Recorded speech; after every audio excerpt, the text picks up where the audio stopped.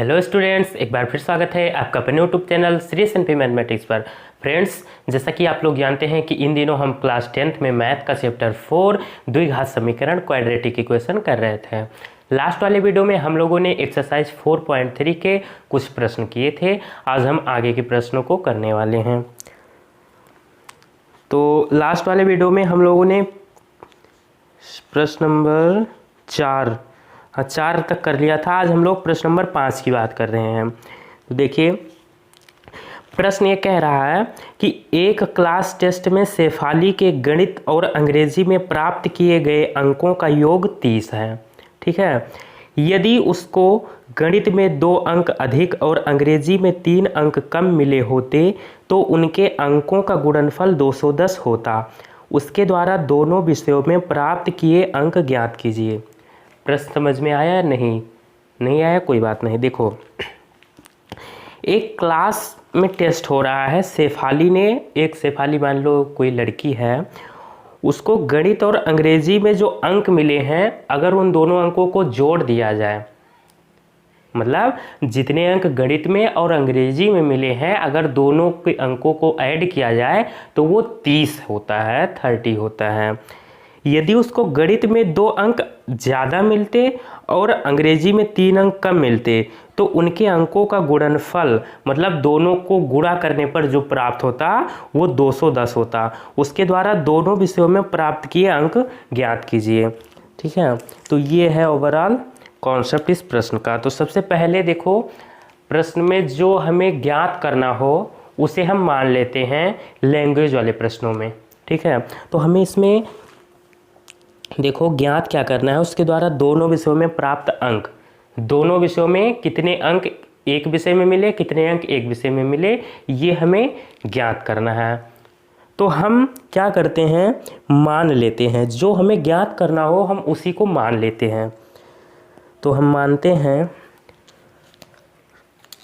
ये प्रश्न नंबर है हमारा 5। देखो, कोई दिक्कत होगी तो अभी सब क्लियर हो जाएगा, बस 1 मिनट टाइम दो। माना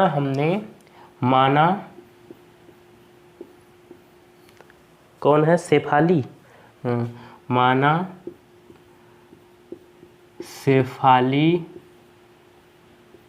को गणित में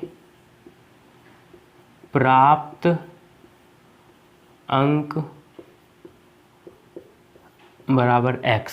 हमने अपने तरफ से माना है कि शेफाली को गणित में x अंक मिले हैं, ये हमने माना है। अब देखो, प्रश्न में कह रहा है ना कि गणित और अंग्रेजी दोनों के अंकों का योग जो है वो 30 है। तो अगर हमें पता चल गया कि गणित में x अंक मिले हैं तो अंग्रेजी में हम नहीं बता सकते कितने अंक मिले? ज़रूर बता सकते हैं। कुल में से गणित का जो अंक है वो निकाल लो, माइनस कर दो, जो बचेगा वो अंग्रेजी का हो जाएगा। ठीक है। देखो तो क्या होगा, तब शेफाली को अंग्रेजी में प्राप्त अंक कितना हो जाएगा? 30 माइनस x। ठीक है। मान लो आपने कोई क्लास में टेस्ट दिया, मान लो साइंस और इंग्लिश, साइंस का S और इंग्लिश E, 2 टेस्ट दिए आपने, और दोनों के अंकों जितने जितने आपको मार्क्स मिले हैं, दोनों को अगर ऐड किया जाए तो आपको कुल 50 मार्क्स मिले हैं। ठीक। अब हमें ये नहीं पता कि हमें साइंस में कितने और इंग्लिश में कितने मिले, ये नहीं पता। लेकिन अगर गलती से भी कहीं आपका लिंक है और भनक आपको लग जाए कि हमें साइंस में 20 अंक मार्क्स मिले हैं, कितने? 20। इंग्लिश का तो हमें नहीं पता कितना, लेकिन अगर किसी एक का पता चल गया कि हमें 20 मिला है मान लो साइंस में, तो हम तुरंत पता लगा लेंगे कि इंग्लिश में कितना मिले। ठीक है। कैसे? टोटल में से 50 में से ये साइंस वाला हम माइनस कर देंगे, 20 बचा 30, तो ये जो 30 मार्क्स है ये इंग्लिश वाला है। ठीक है। ये तरीका होता है प्यारे। चलो अब आगे आओ। अंग्रेजी में 30 माइनस x, अब आगे देखो, अकॉर्डिंग टू क्वेश्चन,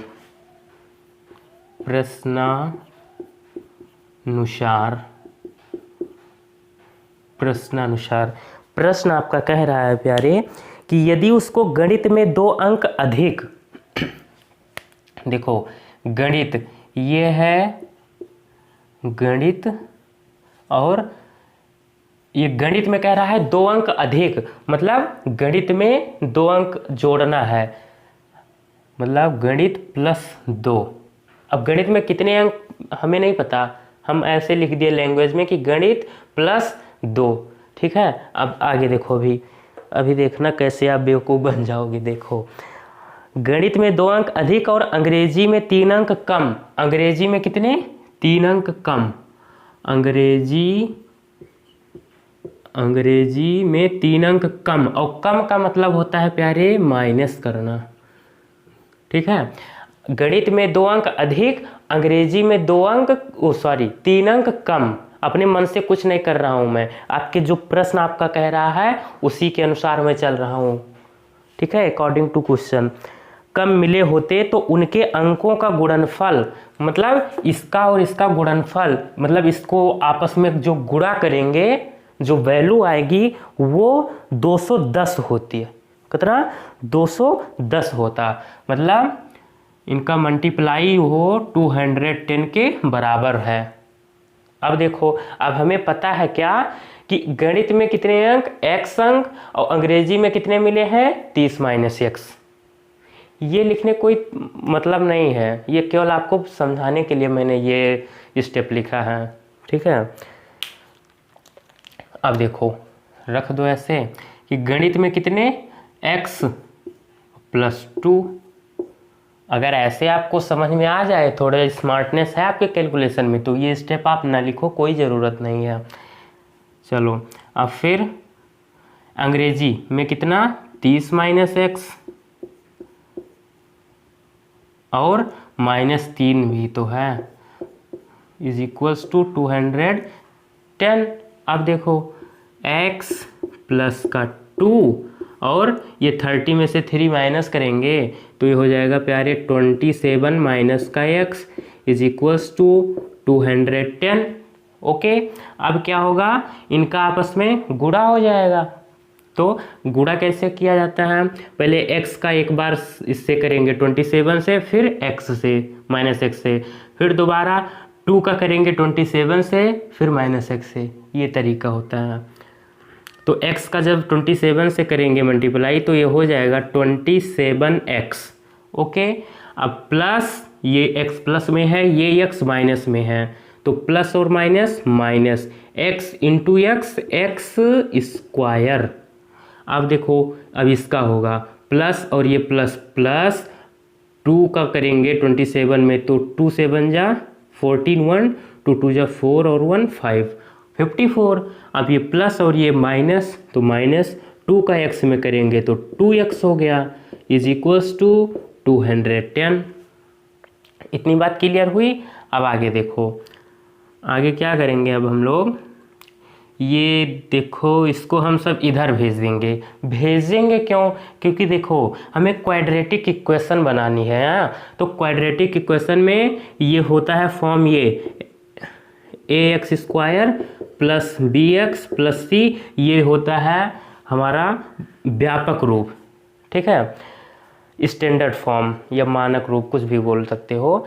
तो x² का जो है हमारा स्टेप, ये ax² का ये टर्म, ये हमारा प्लस में होना चाहिए, तब थोड़ा अच्छा रहेगा। तो हम यहाँ पर माइनस है, इसको अगर प्लस बनाना चाहें तो क्या कर सकते हैं? इसको प्यारे हम अगर इधर भेज देंगे तो प्लस बन जाएगा, ठीक है। इसलिए हम पक्षांतर कर रहे हैं, तो इसलिए हम इसको सब इधर भेजेंगे। तो देखो ये हो क्या जाएगा, ये 27x है प्लस का, ये हमारा 2x है किसका? माइनस का, तो ये तो घट जाएगा। 27x में से 2x घटेगा, बचेगा 25x, और जब 25x प्लस का बचेगा इधर जाएगा तो हो जाएगा किसमें? माइनस में 25x, और ये -x² इधर जाएगा तो ये प्लस का x² हो जाएगा।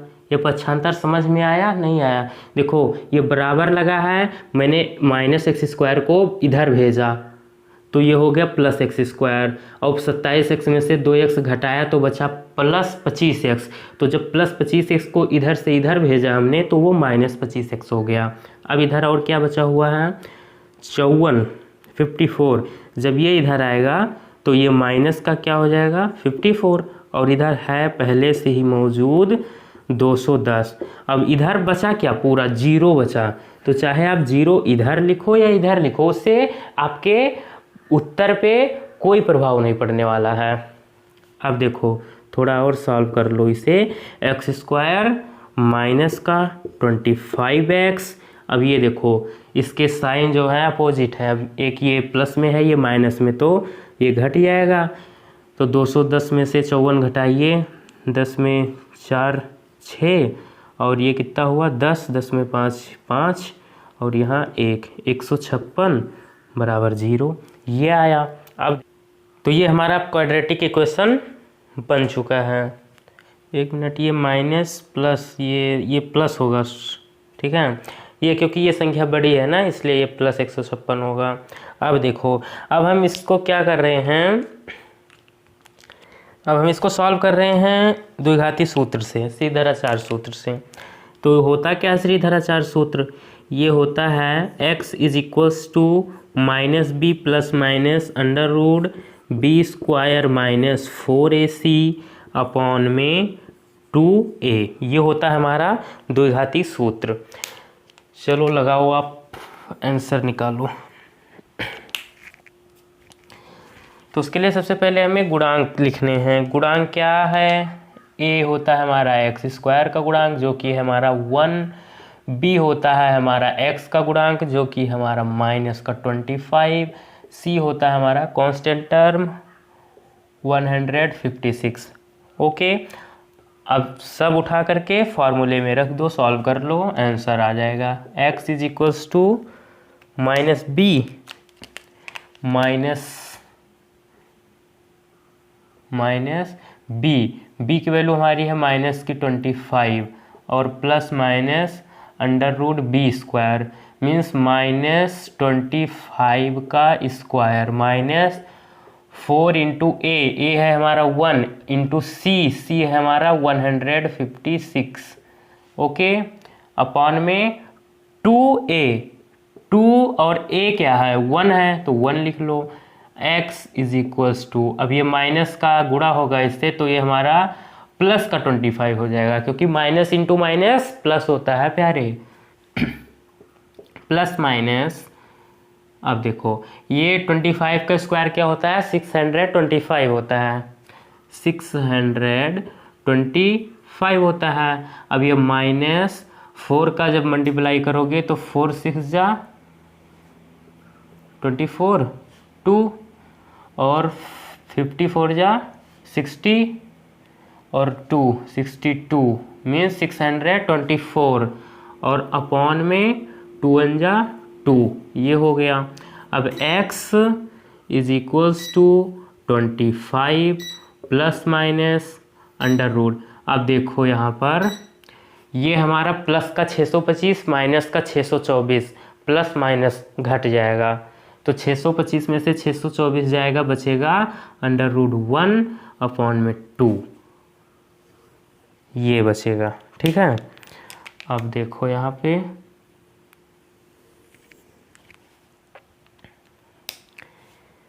अब हम क्या करेंगे, x is equals to 25 plus minus under root 1 मतलब 1 और अपॉन में 2, बस हो गया। अब एक बार आप प्लस ले लो, एक बार माइनस ले लो, तो प्लस लेने पर जब प्लस लेंगे तो क्या होगा, x इज इक्वल्स टू 25 प्लस 1 अपॉन 2, तो x is equals to 26 upon 2, 2 1 जा 2, 2 1 जा 2, 2 3 जा 6 means x is equals to 13 आ गया। ठीक है, और जब हम माइनस ले रहे हैं, माइनस लेने पर, क्योंकि बीच में यहाँ देखो प्लस माइनस 2 साइन लगे हुए हैं, तो एक बार हम प्लस लेकर सॉल्व करेंगे तो कुछ दूसरा आंसर आएगा, माइनस लेकर सॉल्व करेंगे तो कुछ दूसरा आएगा। और एक जैसे भी आ सकते हैं, ऐसी नहीं है कि हमेशा अलग अलग ही आए। अब देखो माइनस लेने पर तो x इज इक्वल्स टू 25, अब यहाँ बीच में माइनस 1 में 2, तो x इज इक्वल्स टू 25 में से 1 माइनस के 24/2, 2 1 जा 2, 2 1 जा 2, 2 2 जा 4, तो x इज इक्वल्स टू 12।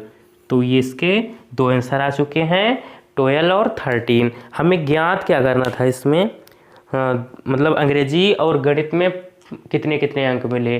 तो देखो हमारा उद्देश्य था इसमें क्या कि x का मान निकालना, तो x के दो आंसर आए हैं, तो इसलिए इस प्रश्न के दो उत्तर होंगे। कैसे कैसे वो देखो आप।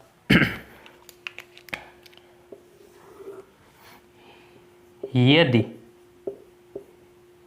x बराबर कितना 12, यदि x बराबर 12, ठीक है, जब x बराबर 12 है तब गणित में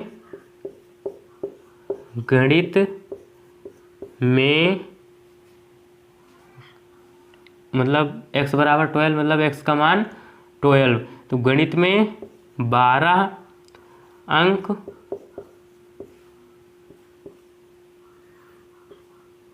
तथा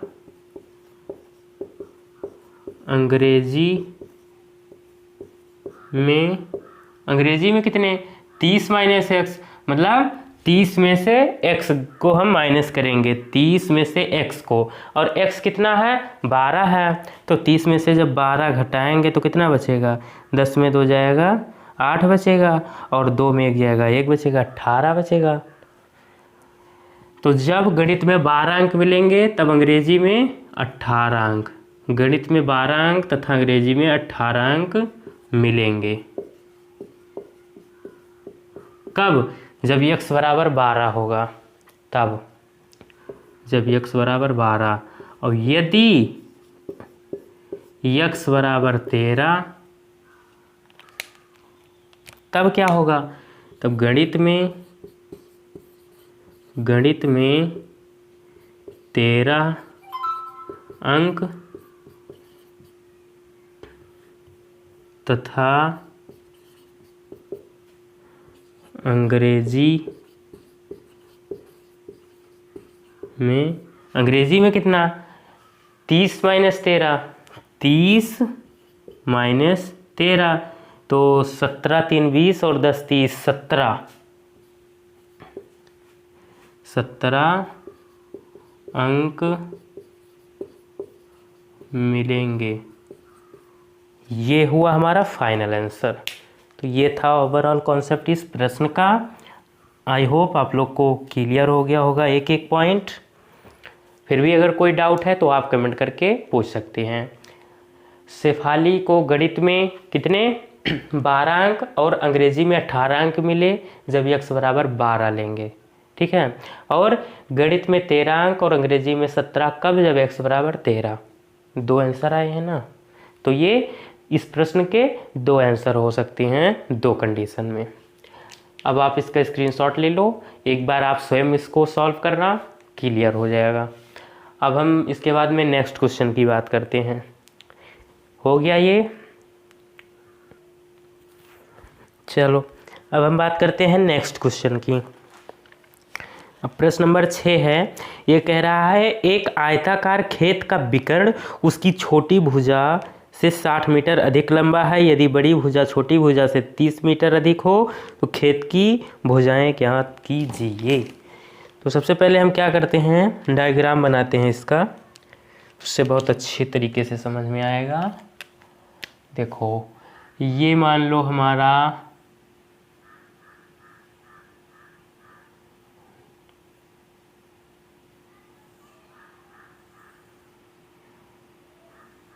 ये हो गया आयत, ठीक है, थोड़ा और सही से बना लें।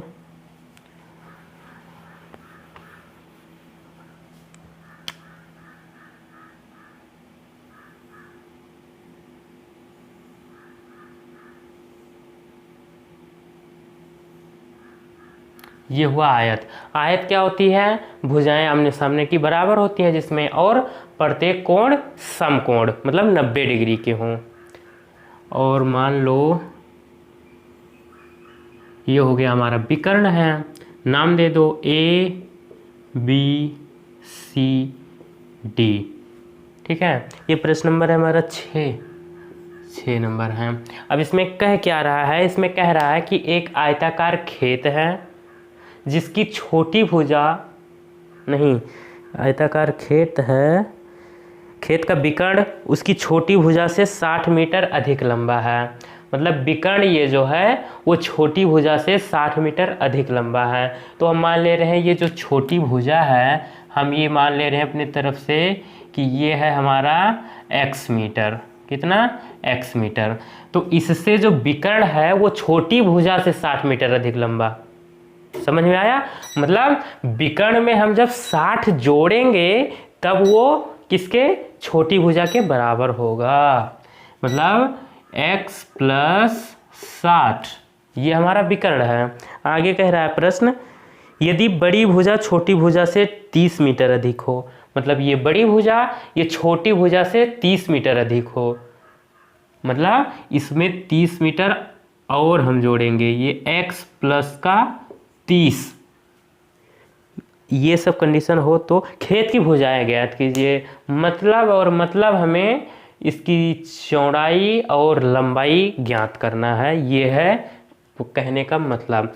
तो देखो अब यहाँ पर अगर गौर करो तो यहाँ पे ये हमारा ये क्या है? समकोण है, क्योंकि आयत में प्रत्येक कोण समकोण होता है। और अगर देखो तो ये हमारा त्रिभुज ABC जो है वो समकोण त्रिभुज है, क्योंकि ये समकोण है ना, ये भुजा, ये कोण B वाला।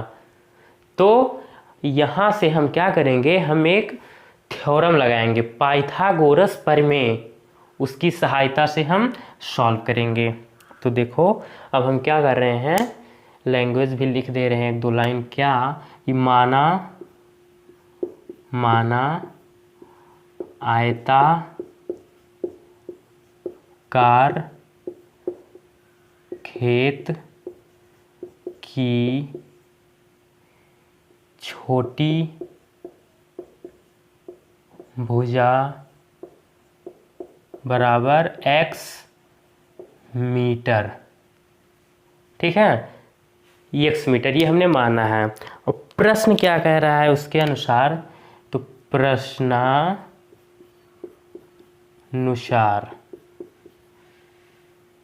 प्रश्नानुसार इसका विकर्ण क्या होगा? प्रश्नानुसार विकर्ण जो होगा वो छोटी भुजा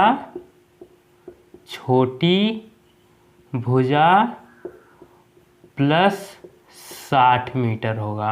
मतलब विकर्ण जो है वो छोटी भुजा से 60 मीटर अधिक है। तो अगर हम इसको लिखेंगे तो छोटी भुजा कितना? x और प्लस में 60, ये हमारा विकर्ण है। और बड़ी भुजा की बात करें, बड़ी भुजा,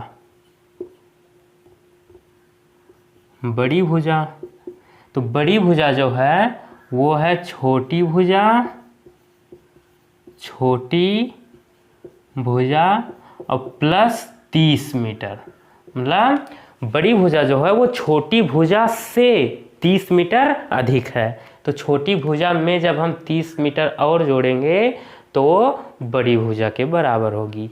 ठीक है, अब देखो ये सब लिखने की कोई ज़रूरत नहीं है, ये लैंग्वेज बस आपको समझाने के लिए मैं ये लिख रहा हूँ। ठीक है, जिससे आपको कोई दिक्कत ना हो और खूब बढ़िया से समझ में आए। तो छोटी भुजा कितनी है हमारी? x और प्लस में ये 30 मीटर।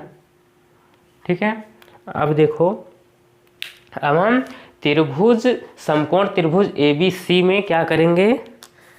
पाइथागोरस प्रमेय लगाएंगे। समकोण त्रिभुज ABC में समकोण त्रिभुज ABC में पाइथागोरस परिमेय लगा रहे हैं अब हम। तो देखो, उससे पहले एक प्रश्न आया था, उसमें मैंने बहुत बढ़िया से समझाया था, अगर भूल गए हो तो कोई बात नहीं। यहाँ पर देखो, ये समकोण त्रिभुज है। अब समकोण, जो कोण हमारा समकोण होता है, उसके सामने वाली भुजा हमारी होती है कर्ण। तो इसके सामने ये भुजा है, तो ये हुई हमारी कर्ण। और जो कोण होता है, मान लो यहाँ से हम देख रहे हैं, तो कोण के सामने वाली भुजा हमारी होती है लंब। और ये जो बचा, तो ये हमारा हो गया आधार। तो एक त्रिभुज में क्या क्या होता है? कर्ण, लंब और आधार। ज़्यादातर स्टूडेंट्स को पता है ये बात, कुछ बच्चे हैं जिन्हें ये बात नहीं पता थी। ठीक है, तो समकोण के सामने वाली भुजा हमारी होती है कर्ण, और कोण के सामने वाली भुजा हमारी होती है लंब, और ये बचा, ये हुआ हमारा आधार, बेस। ठीक है, पाइथागोरस परिमेय से, पाइथागोरस परिमेय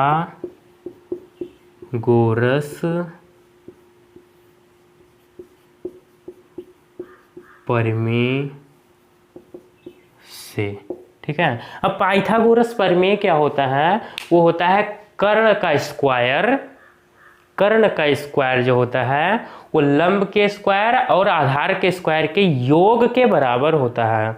मतलब कर्ण वाली जो भुजा है, इसका स्क्वायर कर दें, और आधार वाली जो भुजा है, इसका स्क्वायर, और लंब की भुजा का स्क्वायर, इन दोनों का जो योग आएगा वो कर्ण के स्क्वायर के बराबर होगा। मतलब कर्ण का square means AC square.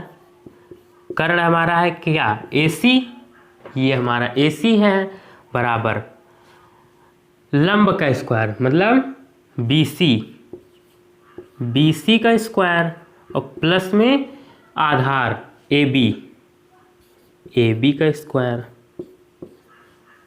Pythagoras परिमेय पता है नहीं पता? चलो फिर से एक बार सुन लो कि कर्ण का स्क्वायर होता है लंब के स्क्वायर और आधार के स्क्वायर के योग के। मतलब ये वाली भुजा है, इसका आप स्क्वायर कर दो, और इस वाली भुजा का स्क्वायर और इस वाली भुजा का स्क्वायर करके एक तरफ जोड़ दो। बस इतना आपको ध्यान रखना है। आगे देखो, अब वैल्यू उठा के रख दो। AC हमारा क्या है? x + 60। सामने देखो, x + 60, x प्लस का 60, इसका स्क्वायर बराबर में BC क्या है हमारा? x है, x का स्क्वायर प्लस AB है हमारा x + 30, x + 30 का स्क्वायर। ओके, अब यहाँ से प्यारे आपको a + b का होल स्क्वायर का फॉर्मूला पता होना चाहिए। a + b का होल स्क्वायर क्या होता है फॉर्मूला? अगर नहीं पता किसी को तो ये देखो, होता है a + b का होल स्क्वायर बराबर a² + b² प्लस का 2ab। नोट कर लो, याद हो जाना चाहिए। तो a + b का होल स्क्वायर ये होता है हमारा a, मान लो इसे x को, इसे 60 जो है 60 को इसे मान लो b, तो a² मतलब x का स्क्वायर और b का स्क्वायर मतलब 60 का स्क्वायर, तो ये होता है हमारा, ठीक है, प्लस 2ab, 2 × a × b, ये हो गया हमारा a + b का होल स्क्वायर के जो फॉर्मूला है उससे हमने खोला x + 60 को होल स्क्वायर को। Next is equals to x का स्क्वायर x² और प्लस यहाँ भी वही काम a + b का होल स्क्वायर, तो इसका square x² plus b² means 30 का स्क्वायर, ये होता है हमारा 900।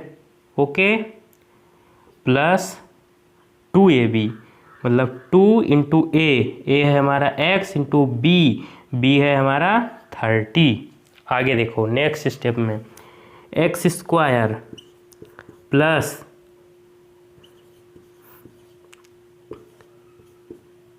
2 और ये हो जाएगा 2 0 2 6 12 और ये x 120x। ठीक है, अब इधर देखो, ये हो गया हमारा x² और x² इसको साथ में ही लिख लो 2x² जुड़ जाएगा, और प्लस में 900 और 2 और प्लस है तो प्लस। अब इसका मल्टीप्लाई कर लो, 2 0 2 3 जा 6, 60x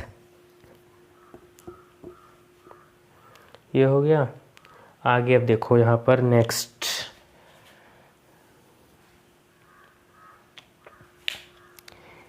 पक्षांतर कर लेंगे हम, इसको सबको इधर ले लो आप। तो है क्या ये 2x², जब x² इधर आएगा तो घट जाएगा। चलो हम एक स्टेप और कर ले रहे हैं, नहीं तो किसी को दिक्कत होने लगेगी, तो सारी मेहनत हमारी बर्बाद हो जाएगी। 2x² प्लस का 900 और प्लस का ये क्या है 60, सही से लिख लो 60x, सबको इधर ले लो। माइनस का x² माइनस का 3600 प्लस ये भी माइनस हो जाएगा यार, माइनस 120x, सब इधर आ गया। बचा क्या इधर 0 0 बचा। दिख रहा है आपको? हाँ दिख रहा है। चलो अब क्या करेंगे, 2x² ये प्लस है, ये x² हमारा माइनस है तो घट जाएगा, तो बचेगा हमारा x²। और देखो क्या हो रहा है, जुड़ घट क्या रहा है, ये 120 में से ये माइनस करेंगे तो हमारा -60x बचेगा। और ये हमारा माइनस का, ये माइनस है ये प्लस है, घट जाएगा, बचेगा हमारा 2700 बचेगा। ठीक है, अब हो गया सब बराबर में 0। अब ये क्वाड्रेटिक इक्वेशन आ चुकी है, इसको अगर आप चाहो तो सॉल्व कर सकते हो खुद भी। चलो मैं करा ही दे रहा हूँ यहाँ पे, वही लगाओ अपना द्विघाती सूत्र। ठीक, चलो सबसे पहले क्या करेंगे, हम गुणांकों को देखेंगे। a हमारा होता है x² का गुणांक जो कि है 1, b होता है हमारा x का गुणांक जो कि है हमारा -60, c होता है कांस्टेंट टर्म जो कि हमारा -2700। ठीक है, अब देखो द्विघाती सूत्र क्या होता है हमारा, x = -b + -√b² - 4ac upon में 2 ये होता है हमारा द्विघाती सूत्र। सारी वैल्यू उठा के रख दो फॉर्मूले में। तो -b है हमारा क्या, माइनस का 60 एज इट इज़ लिख लो आप, प्लस माइनस √b² मीन्स -60 का स्क्वायर -4 × a है हमारा 1 × c है हमारा माइनस का 2700 अपॉन में 2a 2 × a है हमारा 1। कुछ नहीं किया, बस वैल्यू उठा करके फॉर्मूले में रखा अभी मैंने। अब इसे सॉल्व करो, x = ये हो जाएगा हमारा माइनस का गुणा होगा तो ये प्लस का 60 और प्लस माइनस √, ये 60 का स्क्वायर हमारा हो जाएगा 6 6 जा 36 और 00। ठीक, अब माइनस ये प्लस हो जाएगा और ये हो जाएगा, जब इसका करोगे आप मल्टीप्लाई तो 4 0 0 और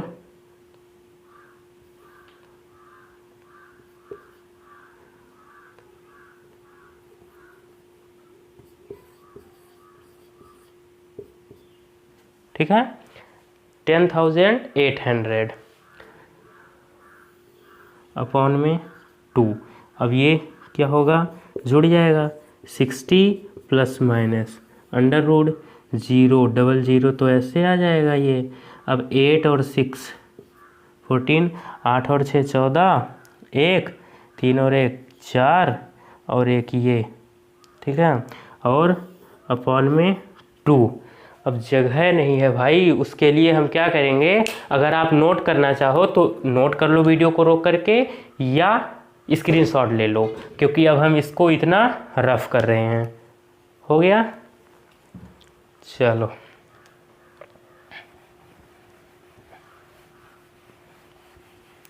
समझ में आ तो रहा है ना। पूरी कोशिश हमारी एक एक पॉइंट बच्चों को क्लियर होना चाहिए, कोई डाउट यहाँ से नहीं होना चाहिए। बच्चे यहाँ से जाएं, कोई भी डाउट लेकर ना जाएं। हमारी पूरी कोशिश यही रहती है। हमारी तबीयत ठीक नहीं है फिर भी आपको पढ़ा रहा हूँ। चलो अब क्या करेंगे, x इज इक्वल्स टू 60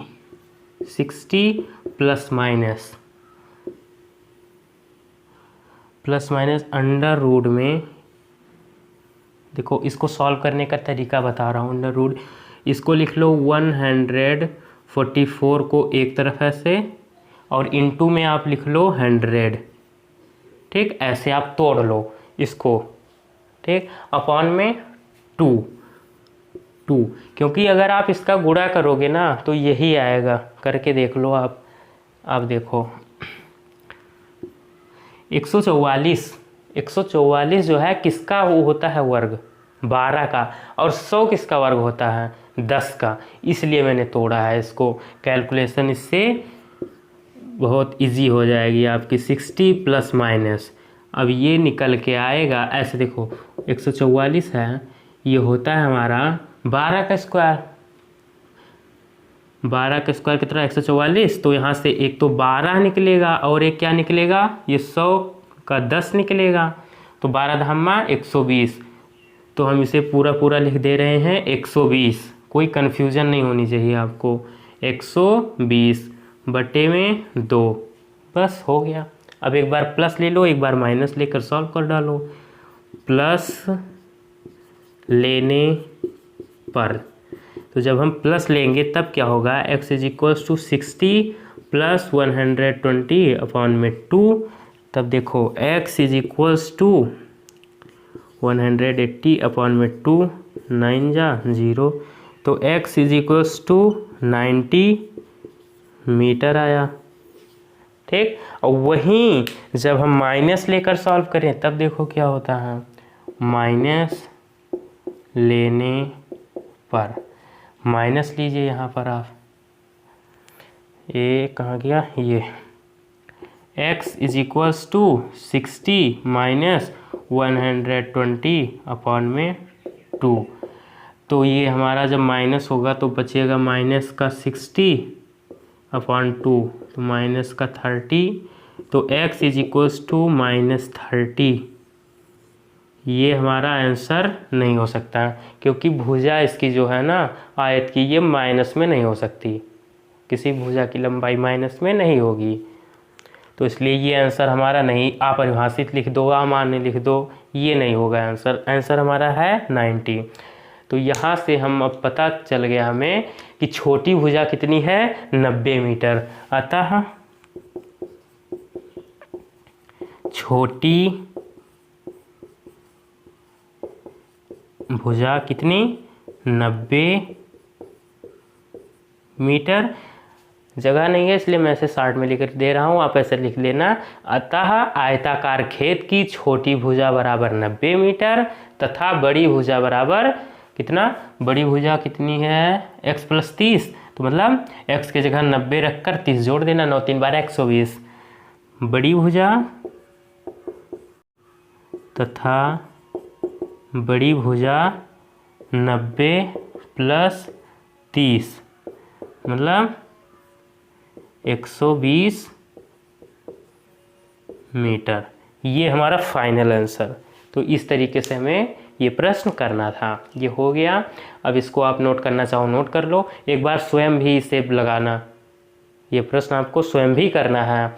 अगर कोई दिक्कत हो तो आप वीडियो को थोड़ा सा बैक करके फिर से देख लेना, सारी समस्या आपकी दूर हो जाएगी। क्योंकि एक एक पॉइंट मैंने चिल्ला कर बताया है। यहाँ से भले नहीं बोला हो लेकिन मेरा ये नहीं चुप था। इससे छूट सकता है लेकिन इससे नहीं छूट सकता। ठीक है, तो इसका आप स्क्रीनशॉट ले लो। हो गया।